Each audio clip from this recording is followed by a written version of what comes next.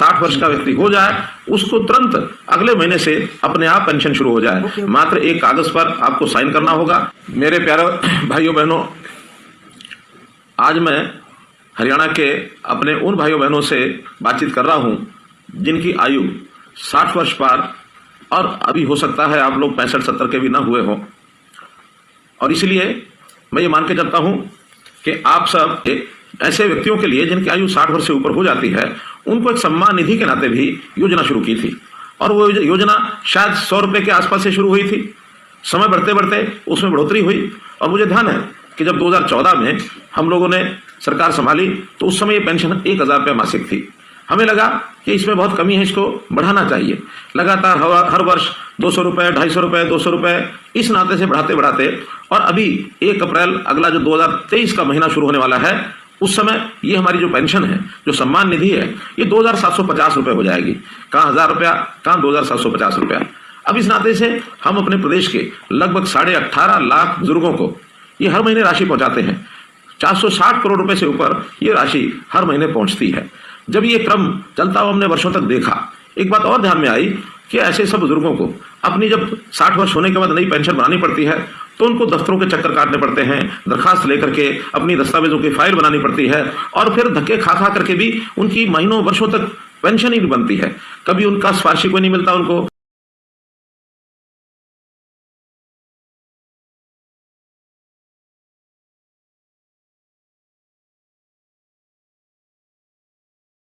बहुत से लोग बीच में एजेंट खड़े हो जाते हैं। उस नाते से एक तकलीफें, एक धक्के जो खाने पड़ते थे, ये एहसास जब हमको हुआ तो हमें लगा कि ये बहुत ही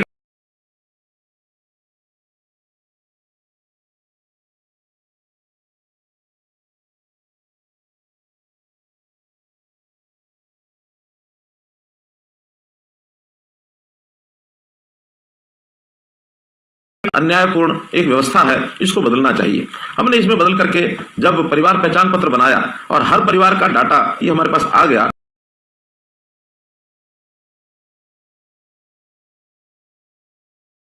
तो उस परिवार के डाटा के अंतर्गत हमको पता लगा कि कितने ऐसे व्यक्ति हैं जो कब 60 वर्ष के होने वाले हैं, आयु के हिसाब से उसकी जानकारी हमें तुरंत मिलने लग गई।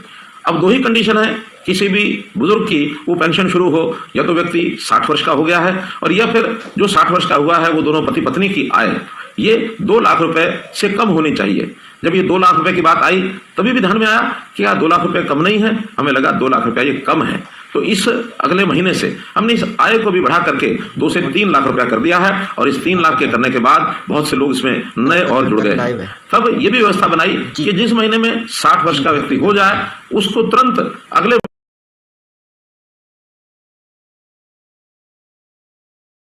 महीने से अपने आप पेंशन शुरू हो जाए। मात्र एक कागज पर आपको साइन करना होगा। कोई भी सरकारी कर्मचारी आपके यहाँ आपकी सहमति लेगा, क्योंकि सहमति लेनी भी आवश्यक है। बहुत लोगों ने ऐसे भी जो हमको मिले हैं जिन्होंने कहा था शुरू में जब व्यवस्था शुरू हुई कि हमको तो पेंशन की जरूरत नहीं है, इसलिए हम कहेंगे तो ही तो पेंशन देनी होगी।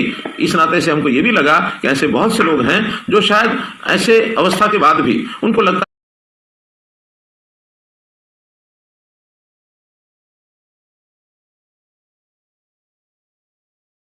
कि इस पेंशन का सरकार के ऊपर बोझ न डाला जाए, तो अपनी असहमति भी प्रकट करते हैं। उसी में से व्यवस्था निकली कि एक बार 60 वर्ष का होते ही एक सहमति पत्र पर हस्ताक्षर जरूर लेने चाहिए। तो हमने लेने शुरू किए हैं। 1 ही महीने के अंदर अंदर वो सहमति पत्र के साइन भी हम कराते हैं, और उसके बाद उन लोगों से जो सहमति पत्र देते हैं अपने आप ही, और ये जो पेंशन है ये जाना शुरू हो जाता है। हमने लगभग 6 महीने पहले इस व्यवस्था को शुरू किया था, और इन 6 महीनों में 16,500 लोगों को और ऑटोमेटिकली अपने आप पेंशन मिली।